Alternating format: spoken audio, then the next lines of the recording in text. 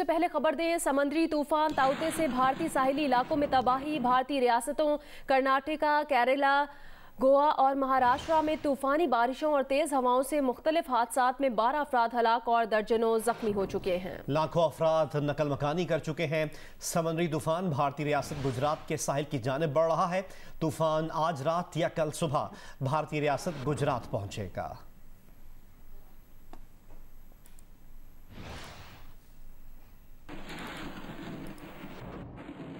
बहरे अरब में बनने वाला शदीद तरीन समुद्री तूफान की पोजीशन इस वक्त क्या है और क्या अब भी पाकिस्तानी साहिली पट्टी को कोई खतरा है, इसकी तफसीलात जानते हैं। डायरेक्टर महकमा मौसमियात सरदार सरफराज साहब ने हमें टेलीफोन लाइन पर ज्वाइन किया। सरदार साहब, इस वक्त इस तूफान की मौजूदा सूरत हाल क्या है? जी देखिए, तूफान ने कुछ मजीद शिद्दत इख्तियार की है। जैसे उसकी जो सेंटर के आसपास की विंड्स होती हैं उससे करंट पोजीशन से पता चलता है कि तकरीबन 200 से 220 किलोमीटर फी घंटा की रफ्तार से उसके मरकज़ के इर्द गिर्द हवाएं चल रही हैं। तो इसका मतलब है रात जो गुज़श्ता 12 घंटे गुजरे हैं उसमें मजीद उसने शिद्दत इख्तियार की है और कराची से इस वक्त 800 किलोमीटर नीचे जनूब में है मौजूद, और वही इंडियन गुजरात की तरफ ही इसका रुख है। और ये कि हमारी साहिली पट्टी को किसी को कोई ख़तरा नहीं है। अलबत्ता इसके इन्फ्लुएंस में जैसे कराची में कल भी बहुत गर्मी रही, आज भी गर्म दिन रहेगा। 43-44 डिग्री 43 डिग्री तक जा सकता है टेम्परेचर आज भी, और आने वाले कल को भी 40 से ऊपर ही होगा टेम्परेचर, 41 तक जा सकता है। तो आज भी दिन में किसी वक्त उस कल की तरह मुसलसल तो नहीं है, लेकिन किसी वक्त दोपहर में कुछ देर के लिए गर्द आलूद हवाएं चल सकती हैं। और इसी तरह से बाकी जो लोअर डिस्ट्रिक्ट्स हैं, ठट्ठा, बदीन, उनमें भी इसी तरह शदीद गर्मी पड़ेगी। हैदराबाद और अलबत्ता थरपारकर डिस्ट्रिक्ट और उमरकोट डिस्ट्रिक्ट और बदीन डिस्ट्रिक्ट। बारिशों से मुतालिक आगाह कीजिएगा, क्या इसके असरात कराची में बारिशों की सूरत में, तेज हवा की सूरत में, आंधी की सूरत में कराची या दीगर साहिली शहरों में हो सकते हैं? कराची में तो खैर कोई बारिश नहीं है इसकी, क्योंकि ये दूर निकलता जा रहा है इसका ट्रैक हमारे एरिया से। अलबत्ता मैंने बताया आपको थरपारकर डिस्ट्रिक्ट, बदीन और उमरकोट, ये 3 डिस्ट्रिक्ट और मीरपुर खास के कुछ हिस्सों में, उन एरियाज में बारिश मुतवक्के है। आंधी, गर्द गुबार के साथ आंधी चलने और बारिश होने का इम्कान है वहाँ गरज चमक के साथ, और तेज हवाएं भी चलेंगी। 40 से 60 किलोमीटर फी घंटा की रफ्तार से वहाँ हवाएं चल सकती हैं।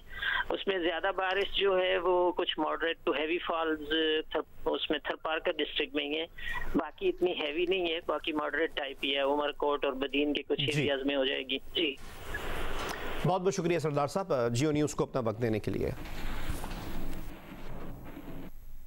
बहरा अरब में बनने वाले समुद्री तूफान के बायस कराची का मौसम शदीद गर्म हो गया है। शहर में इस वक्त भी गर्म हवाएं चल रही हैं। महकमा मौसमियात ने खबरदार किया है कि कराची में पारा आज भी 43 डिग्री तक जाने का इम्कान है। मज़ीद तफसील बताएंगे कमर अली मस्तोई। समुद्री तूफान ताउते कराची के जनूब और जनूब मशरिक से 1000 किलोमीटर की दूरी पर है। ताउते के जो असरात हैं उसके बायस कराची का मौसम जो है वो गुज़श्ता रोज़ से तब्दील हो गया है। इस वक्त शहर में गर्म हवाएं चल रही हैं। दर्जा हरारत इस वक्त जो है वो 33 डिग्री सेंटीग्रेड है और शहर में चलने वाली गर्म हवाओं की रफ्तार जो है वो 27 किलोमीटर है। महकमा मौसमियात का इस हवाले से कहना है कि आइंदा 2 रोज़ तक कराची में जो है वो गर्म हवाएं जो है वो चलने का इम्कान है। कराची के साथ साथ जो है वो हैदराबाद और शहीद बेनज़ीराबाद भी जो है वो समुद्री तूफान के बायस जो है वहाँ पर गर्मी की शिद्दत में इजाफा होगा। इसी तरह जो है वो ठट्ठा, सजावल, बदीन, मीरपुर खास, सांगड़, उमरकोट और थर में आज से 19 मई तक जो है वो तेज़ बारिश का इम्कान है। महकमा मौसमियात का कहना है कि 19 मई तक शहरी जो है वो समंदर की तरफ जाने से गुरेज करें। तो इस वक्त शहर में जो है वो गर्मी बहुत ज़्यादा है और गर्म हवाएं भी चल रही हैं। खबर हमें अपडेट कर रहे थे कराची के साहिल से। बहरा अरब में बनने वाला तूफान भारतीय रियासत गुजरात से टकराने की पेशगोई के बाद मीरपुर खास डिवीजन में शदीद बारिशों और निकाह से आपका निज़ाम ना होने के बायस सूरत हाल ख़राब हो सकती है। इसकी तफसीलात से हमें आगाह करेंगे हामिद शेख। अरब में समुद्री तूफान के पेश नज़र हैदराबाद और मीर खास डिवीज़न के कई अजला में जो है शदीद बारिशों और गर्द आलूद हवाओं की पेशनगोई की गई थी। इस वक्त मुख्तलिफ अजला में गर्द आलूद हवाओं का सिलसिला शुरू हुआ, जिसके अंदर ज़िला थरपाकर का इलाका शामिल है, बदीन शामिल है, सांगड़ उमरकोट में भी गर्द आलूद हवाएं चली। इसी तरीके से हैदराबाद में भी गर्द आलूद हवाओं का सिलसिला में शुरू हो गया है। तो डिप्टी कमिश्नर की जानिब से दावे किए जा रहे हैं कि उन्होंने इन बारिशों तूफानी बारिशों से निपटने के लिए इंतजाम कर लिए गए। देखिए सूरत इसकी बिल्कुल बरक से बात अगर की जाए कि चाहे वो हैदराबाद की अगर बात की जाए, बदीन, उमरकोट, सांगड़ की बात की जाए या थरपाकर की बात जाए, उस वक्त यहाँ किसी भी किस्म की नालों की सफाई यहाँ पर नहीं की गई है। तूफानी बारिश होती है तो इन इलाकों के डूबने का अंदेशा भी हो चला है। दूसरी जानिब सिंध हुकूमत के सूबाई वज़रा मुख्तलिफ अज़ला में जाकर मुतल्लिक़ा इंतजामिया से ब्रीफिंग ले रहे हैं और हर जगह अच्छे की बात की जा रही है। तमाम शहरों की अगर बात करें तो खासा खौफ पाया जाता है। शहरों का यही मुतालबा है कि इंतजामिया की जानिब से अगर सेम नालों या बरसाती नालों की सफाई कर ली जाए तो किसी भी सूरत से निपटा जा सकता है। आगे बढ़े, कोरोना वायरस से मुतालिक अपडेट करें। मुल्क में गुज़श्ता 24 घंटों के दौरान कोरोना से मजीद 74 अफराद इंतकाल कर गए। मजीद 3232 मरीज सामने आए हैं। National command and operation centre के मुताबिक गुज़श्ता रोज़ 36,725 कोरोना टेस्ट किए गए। इस तरह अगर एक दिन का जायजा देखा जाए तो मुस्बत केसेस की शरह तकरीबन 9% रही है।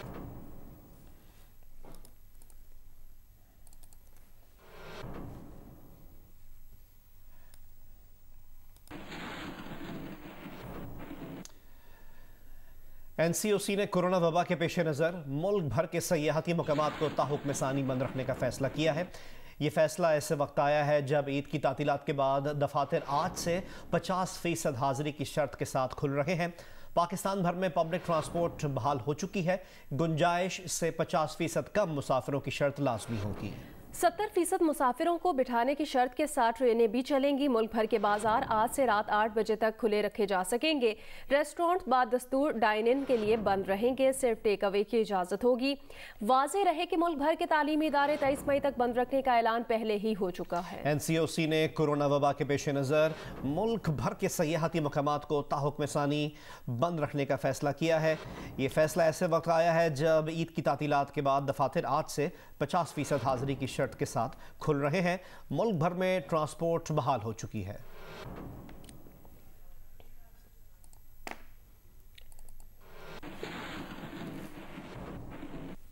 पेशावर में आज 9 दिन के लॉकडाउन के बाद दफातर और बाजार खोले जा रहे हैं। मजीद तफसीलात जानेंगे जियो न्यूज़ की नुमाइंदा नादिया सबूही से। नादिया, बताइएगा लॉकडाउन खत्म होने के बाद क्या दफातर और बाजार खुलना शुरू हो गए हैं, और ट्रैफिक से मुतालिक भी अपडेट कीजिएगा। जी बिल्कुल, 9 दिन के लॉकडाउन के बाद आज मुकम्मल तौर पे बाजार खुल रहे हैं और इस वक्त मौजूद हूँ पेशावर के चौकबारा पे, जहाँ पर बहुत ज़्यादा चहल पहल दिखाई दे रही है। लोग निकले हुए हैं, दुकानें खुल रही हैं। यहाँ पर चूँकि मुख्तलिफ शहरों से लोग आते हैं, मुख्तलिफ अज़ला से लोग आते हैं कारोबार के लिए, तो बहुत सारे लोग यहाँ का रुख कर रहे हैं अपने कारोबारी जो इनकी सरगर्मियाँ उसके लिए। अगर हम बात करें दफातर की, तो दफातर भी आज 9 बजे खुल जाएंगे और यही वजह है कि रोड पर ट्रैफिक दिखाई दे रही है खासी, जिसके लिए लोगों का बताया जा रहा है कि लोग निकल रहे हैं, अपने दफातर का रुख कर रहे हैं। अगर हम मजबूरी तौर पे बात करें तो बहुत अच्छी खबर ये है कि ये जो 9 दिन का लॉकडाउन था उससे महकमा सेहत के मुताबिक जो 16% चल रहा था कोरोना मुस्बत केसेस की शरह, वो कम होकर 5% हो गई है। और यूँ मजबूरी तौर पर अगर हम बात करें तो कोरोना मुस्बत केसेस की जो तादाद है खैबर पख्तूनख्वा में वो 1,27,000 तक पहुँच चुकी है, जबकि जो कोरोना वैक्सीनेशन का अमल भी जारी है जिसमें अब तक 1,32,000 से ज़्यादा लोगों को वैक्सीनेशन हो चुकी है। अगर हम 9 दिन की जो बात करें, जो गुज़िश्ता 9 रोज़ लॉकडाउन रहा है, तो मुकम्मल तौर पे बाजार बंद थे, कोई तजारती सरगर्मियाँ नहीं थी। और यही वजह बताई जा रही है महकमे सेहत की जानिब से कि खासी हद तक जो लॉकडाउन के जो बहुत बेहतर नताइज सामने आ रहे हैं, और अगर लोगों ने इसी तरह SOPs पर अमल किया और घरों में रहे और बेवजह बाहर ना निकले तो कोरोना को खासी हद तक शिकस्त दी जा सकती है। जी बहुत शुक्रिया नादिया सबूही, आपने तफसीलन अपडेट किया। गजा की सूरत हाल पर अक़वाम मुत्तहिदा की सलामती काउंसिल का इजलास बेनतीजा रहा। कोई ठोस रद्द अमल सामने ना आ सका। चीनी वज़ीर ख़ारजा ने इजहार अफसोस करते हुए कहा कि अमरीका ने फ़लस्तीन से मुतालिक सलामती काउंसिल का एलामिया रुकवा दिया। इससे पहले भी गजा की सूरत हाल पर सलामती काउंसिल का इजलास अमरीका की वजह से ताख़ीर का शिकार हुआ था। चीनी वज़ीर ख़ारजा का कहना था एक मुल्क की रुकावट पर सलामती काउंसिल फ़लस्तीन के बारे में एक आवाज़ नहीं बन सकी। उन्होंने सलामती काउंसिल से फौरी जंगबंदी और सख्त इक़दामात का मुतालबा किया। सेक्रेटरी जनरल अक़वाम मुत्तहिदा एंटोनियो गुतेरेस ने इसराइल से फ़लस्तीनी इलाकों पर बमबारी रोकने और हमास से इसराइल पर रॉकेट हमले बंद करने का मुतालबा किया। साथ ही खबरदार किया कि सिक्योरिटी और इंसानी बहरान पैदा हो सकता है। फ़लस्तीनी वज़ीर ख़ारजा ने कहा कि इसराइल जंगी जराइम का मुर्तकिब हो रहा है। सलामती काउंसिल इसराइल पर पाबंदियाँ आयद करे।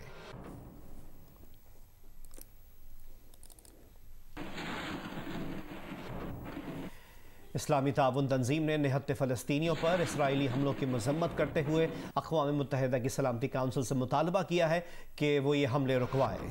बेगुनाह फ़लस्तीनियों को बचाने के लिए बैनुल अक़वामी हिफाजती फ़ोर्स मुहैया किए जाने पर जोर दिया गया।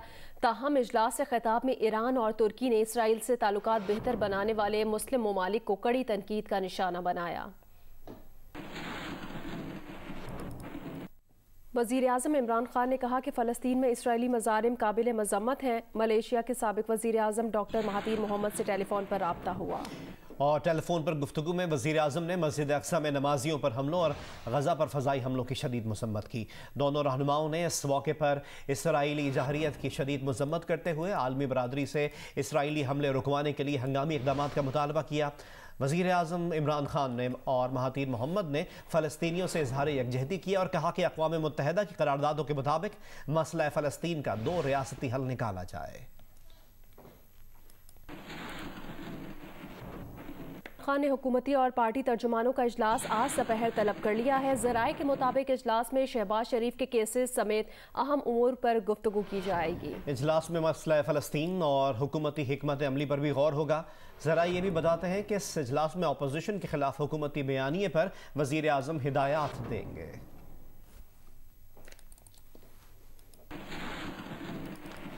वफाकी वज़ीर दाखिला शेख रशीद अहमद ने कहा है कि हुकूमत मियाँ शहबाज शरीफ को बैरून मुल्क सफ़र की इजाज़त देने के लाहौर हाई कोर्ट के फैसले के खिलाफ आज सुप्रीम कोर्ट में अपील करेगी। प्रोग्राम नया पाकिस्तान में गुफ्तगू करते हुए शेख रशीद अहमद का कहना था, उन्हें लगता है अपोजिशन भी सुप्रीम कोर्ट से रुजू करेगी। अगर ECL में कैबिनेट की समरी आ गई या आई हुई है दफ्तर में, तो हम उसका नोटिफिकेशन जारी कर देंगे। हाई कोर्ट के फैसले के खिलाफ भी ज़ाहिर है अपील करेंगे सुप्रीम कोर्ट में, और यकीनन अपोजिशन भी जाएगी कि हमारे साथ जनाब अली सहरी के वक्त हमें रोका गया। मरियम नवाज की शेखुपुरा आमद पर कोरोना SOPs की खिलाफ वर्जी करते हुए जुलूस निकालने पर मियाँ जावेद लतीफ़ के बेटे और 2 भाइयों समेत दीगर लीगी रहनुमाओं और कारकुनान के खिलाफ मुकदमा दर्ज कर लिया गया। डिप्टी कमिश्नर शेखुपुरा के मुताबिक मरियम नवाज की आमद पर कोरोना SOPs की खिलाफ वर्जी की गई, जिस पर प्राइस कंट्रोल मजिस्ट्रेट की मुद्दत में मुकदमा दर्ज कराया गया है।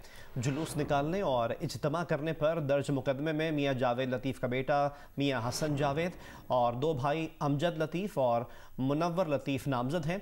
मुकदमे में नून लीग के ज़िले सदर मियाँ मुनव्वर इकबाल और दीगर रहनुमाओं और सैकड़ों लीगी कारकुनान का भी जिक्र किया गया है।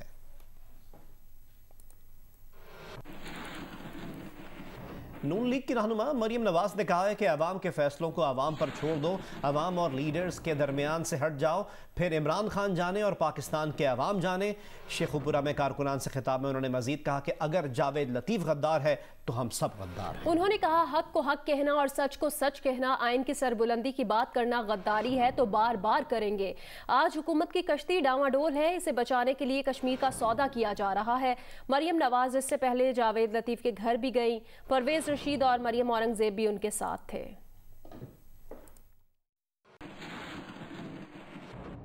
मरियम नवाज के बयान पर रद्द अमल में वज़ीर आला पंजाब की मुअव्विन ख़ुसूसी फिरदौस आशिक अवान ने कहा, NRO की उम्मीदें दम तोड़ती हैं तो जाली राजकुमारी बुग़्ज़े बातिन का मुजाहरा करने बाहर निकल आती हैं। उन्होंने मजीद कहा कि जाली राजकुमारी कौम जान चुकी है कि कौन गद्दार है और कौन मुहिब्ब वतन। उन्होंने मजीद कहा कि बगैर वीज़ा मोदी को घर बुलाने वाले और खुफिया मुलाकातें करने वाले गद्दार को कौम बखूबी जानती है।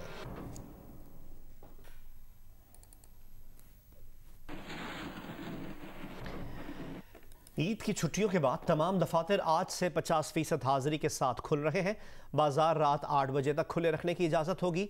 रेस्टोरेंट्स में सिर्फ टेक अवे की इजाज़त होगी। मज़ीद डिटेल्स जानते हैं लाहौर से नुमाइंदा जियो न्यूज़ उम्मे फरवा से।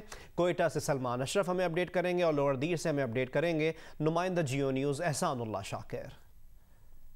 जी, लाहौर में आज से जुज़वी लॉकडाउन का आगाज़ हो चुका है और ये जुज़वी लॉकडाउन जो है 30 मई तक जारी रहेगा और इस लॉकडाउन के अंदर जो है तमाम छोटी बड़ी मार्केट्स जो हैं रात के 8 बजे तक खुली रहेंगी। इसके अलावा ये 7 रोज़ जो है अपनी दुकानें खोल सकेंगे, अपना कारोबार कर सकेंगे। हफ्ते और इतवार के रोज़ जो मुकम्मल तौर पर लॉकडाउन होता था वो अब ख़त्म कर दिया गया है। इसके अलावा बैनुल सूबाई ट्रांसपोर्ट जो है उसका कल से आगाज़ हो चुका है और 50% मुसाफिरों के साथ जो है अब ट्रांसपोर्ट चलती रहेगी और जो ट्रेनें जो है वो ईद से पहले ही और अब 30 मई तक जो है 70% मुसाफिरों के साथ ट्रेनें जो हैं वो भी चलती रहेंगी। कोयटा में बलूचिस्तान भर में 8 मई से जारी लॉकडाउन आज ख़त्म हो गया है और कारोबारी सरगर्मियां बहाल कर दी गई हैं। तमाम कारोबारी हजरात को SOPs पर अमल दरामद करते हुए कारोबार की इजाज़त दी गई है। सरगर्मियां बहाल हो गई हैं, बाज़ार में भी चहल पहल नज़र आ रही है। इसके अलावा जो इंटर सिटी और इंटर प्रोविंस ट्रांसपोर्ट है उनको भी 50% पैसेंजर के साथ ट्रांसपोर्ट चलाने की इजाज़त दी गई है। जी बिल्कुल, ईद उल फितर की तातीलात ख़त्म हो गए हैं और आज से लोरदीर में तमाम मामूलाती ज़िंदगी बहाल होना शुरू हो गए हैं। सरकारी और गैर सरकारी दफातर जो है आज से खुलना शुरू हो गए हैं। इसके अलावा यहाँ पर इंटर ट्रांसपोर्ट जो है उनकी बहाली भी शुरू हो गई और ज़िली इंतज़ामिया जो है उन्होंने 50% सवारियों के साथ ट्रांसपोर्ट को इजाज़त दी है। सियाहती मुकामात को जाने वाले तमाम रास्ते जो है वो अभी तक बंद है, ताहम ज़िली इंतज़ामिया मुँह पर छापे मार रहे हैं और उनको सील कर रहे हैं।